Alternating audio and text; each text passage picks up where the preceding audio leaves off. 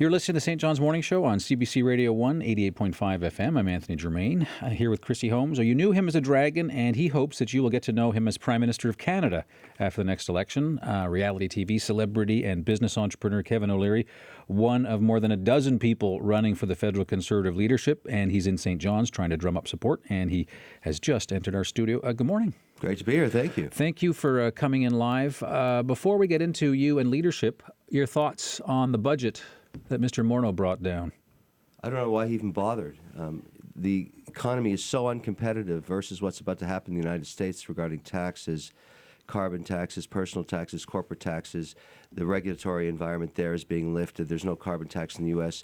We're about to run into a very difficult situation shortly. Today, Trump may pass the new health plan, and then he's going to start focusing on taxation and regulation in the U.S., and we are in a difficult situation. I would have waited. It was a nothing burger budget. There was really nothing in there. Anytime government talks about spending money to create innovation, that is code for I'm about to waste billions of dollars. And you can see that in what's happened in Ontario. The architects of this budget, by the way, are many of the people, about 13 of them, including a guy named Gerald Butts, who came through the good friend of the Prime Minister's, right? Well, you got to look at it this way. The same people that gave you Ontario are now giving you the federal budgets, and it is ugly stuff. Ontario is the worst and most in-debt jurisdiction in North America per capita, and we're going to get the same thing federally. This government is so out of control on spending. The budget did nothing to get towards a balanced budget or reduce debt. There is a point of reckoning coming. This country's plunging into a grind, zero GDP growth. It did nothing to help that. We're just simply uncompetitive. That's what's happened. You did an interview with a newspaper. Talk about your own sort of approach to finances. You did an interview with a newspaper in Prince Edward Island this week, and you said, I'll quote you here, "I'm not going to be doing transfer payments to support a lack of growth because it's like providing a child with an allowance and assuming they'll never get a job," right? Right. That's exactly what I said. How do you think a statement like that goes over in a place like Newfoundland? What I said to people in Newfoundland and what I've said to all of Atlantic Canada, I would rather invest more money here, more. If I can spend $1 to create a job, I'll spend more. And when I'm talking about an EI payments or transfer payments, let's just take New Brunswick or Nova Scotia. We have a moratorium on natural gas development, and yet it's probably one of the richest assets in the country. When we put that in place, there was a technology called fracking, which many people were concerned would taint water supplies. That was years ago. Today, there's a new advanced technology called advanced extraction that has precision cementing that's being used in Saskatchewan and in the Flatlands in Texas. Phenomenally successful. There are billions of dollars sitting there, thousands of jobs, and you're asking Canada, look, let's not do that. Let's just stay in slow to negative economic growth and ask for money. I'd rather spend more money. Give me an opportunity to invest in Atlantic Canada. Let's strip away those regulations. Let's get that going. Let's create jobs. I'll send more money here, way more, because I want to grow Atlantic Canada at 3%. You show me what you want to create jobs, and I'll invest. That's It's interesting you raise the fracking issue because that actually is an issue on the West Coast. So just to be clear, you're in favor of fracking. It's not fracking. I'm not in favor of fracking. I'm in favor of the new advanced extraction technology, which is now proven in Saskatchewan, proven in Texas, proven in many other jurisdictions in North America where the formations are the same. You have to move with the times. You can't let weak leadership keep you in the past with no economic growth and no jobs. This Atlantic Canada, it has lots and lots of opportunity of economic development and job creation. It's just being squandered by weak and mediocre and incompetent leadership. I wonder, going back to your quotation there, and I appreciate the fact that you're standing by it, because when I read it, I was thinking it wasn't so long ago that Stephen Harper, leader of the opposition, talked about Atlantic Canada having this culture of defeat, dependence that breeds a culture of defeatism, is what he said. And he never really lived that down. And I wonder if you think that there is a sense of defeatism here. No. I haven't met a person in Atlantic Canada that doesn't want a job, that doesn't want a better future for their children, that doesn't want economic growth. They are just chained to a ball and chain of weak leadership that doesn't understand what it takes to grow an economy. And I've already said this multiple times. As Prime Minister, I will no longer tolerate mediocrity and incompetence in provincial leadership. They will agree to 3% economic growth and find ways that I can invest to grow this country. We're only 36 million people in Canada. We have more riches and bounty than any other country on earth. We suffer at the hands of incredibly mediocre and incompetent leadership, and I won't stand for it anymore. We're going to grow the economy here at 3%. I'm sure, Mr. O'Leary, that there are members of the business community listening right now, and many of them listen to the show, and they're probably doing cartwheels and cheering everything that you say.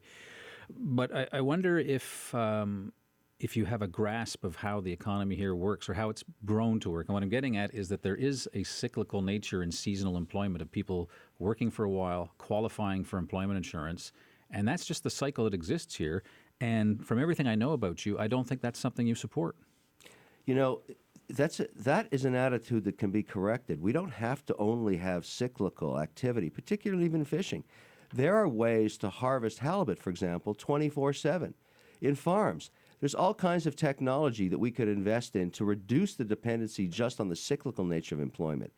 You have to start thinking pro-growth, pro-capital, pro-economy. You know, I look at it and say, why not be more optimistic about what the potential is of this region and look at every province individually? Talk about PEI. It's a little paradise. Electronic Arts has actually put its first digital development lab there in that province. We should be doing more in looking at the unique nature of every single province in Atlantic Canada and say, how can we in Canada invest in jobs? And the fact that I'm not a politician is actually a feature, not a bug. Politicians have never created any real jobs. They're just politicians. I don't hold it against them, but they've never created a business. They've never made payroll. They've never read an income statement.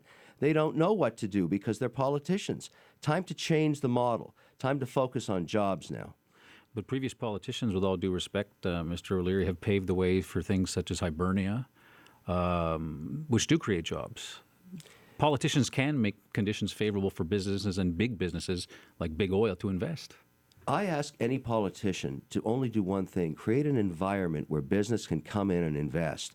We have to deregulate our oil and gas industries because it's so punitive now with so many moratoriums on development that we are significantly underproductive versus our competitors in the United States, which has promised to deregulate, lower corporate taxes, lower personal taxes, eliminate carbon taxes.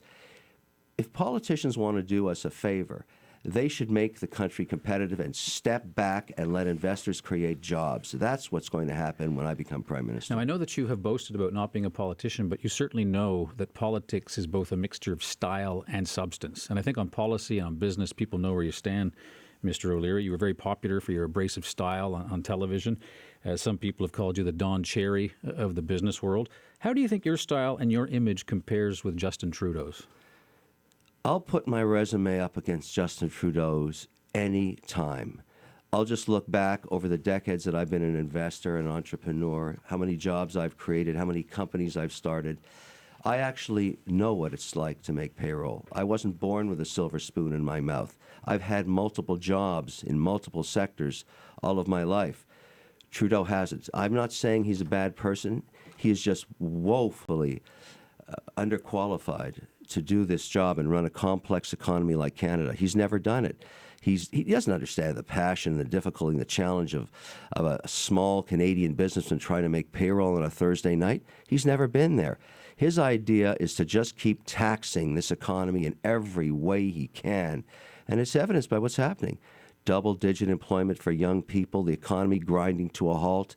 Imagine, he's like a salmon swimming up the wrong direction when everything around him is changing to be more competitive. He's leaving our country in a very difficult situation.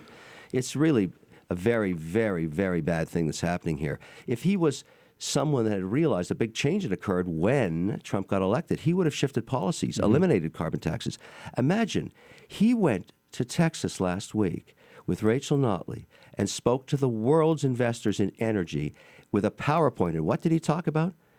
Carbon tax. You don't go to Texas and tell Texans about carbon tax. And what happened while he was speaking? The very hour he was there, Shell took $12 billion out of Canada. And where did they put it? Texas. You know, he doesn't get it. He's just causing a lot of trouble for our economy. You mentioned Donald Trump. You're a wealthy man. You built up a profile through television shows the way he did. Do you feel proud when people compare you to Trump? No, I don't think there's really much of a similarity other than we both created very large social media support through No, but do you business. like the comparison when it's made? Well, I look at it this way. I'm a half Lebanese, half Irish immigrant. If there was a wall around Canada, I wouldn't exist. So, no, I don't agree with his policies. We are very different people and have different visions for our countries. I mean, he's obviously dealing with a whole set of issues that we do not face in Canada. We're an inclusive society, and we're going to remain that way. And I think what's going to happen is it's going to be a competitive advantage. Okay. I think what we'll see is the more destabilized the U.S. comes in immigration and travel policy, the bigger the opportunity is for us to bring people in from those countries that are now nervous about moving to the U.S., particularly engineers, coders, technologists. Sure. They'll move here. I have two last questions for you. One is we have this is a specific Newfoundland question. We have a mega project that's gone over budget. $6 billion hydro project in Labrador. Now it looks like it's going to cost $11.5 billion. If you were Prime Minister and we needed a bailout, would you help us? I'd invest, no question about it, with a different tonality to it. You know, Canadians are very happy to help Canadians. So when you say there's an investment opportunity now and there's another $4 or $5 billion to be put to work, allow the people that put up that money to get a return and they'll give it to you. That's the great thing about Canada. We have to think of ourselves together. We're only 36 million people. Think about this. Pipeline to the east. We give Saudi Arabia $12 billion a year. It leaves our country because we can't figure out how to get a pipeline for where the oil is to the refineries in the east. What are we, idiots? We can figure this out. That's ridiculous. We could keep that money here. Were you campaigning on George Street last night? Did you have a good time while you're in town? I absolutely did. There's nothing more fun than meeting the people in a sealskin coat. I just was so warm and celebrating this place. It's got such a fantastic culture. We have some of the best restaurants in Canada here. It's fantastic. All right, Mr. O'Leary, all the best. As you know, a lot of people question whether you've got the organization to pull this off. You think you can win this? I am going to win the leadership race, and then I'm going to shine the light of transparency and competency on Trudeau. I'm going to make his life a living hell for 2 years. And then in 2019, it's not going to be an election. It's going to be an exorcism. I'm going to cast aside the malaise of Trudeau and reverse all of his damaging economic policies. You won't remember his name 100 days after I get there.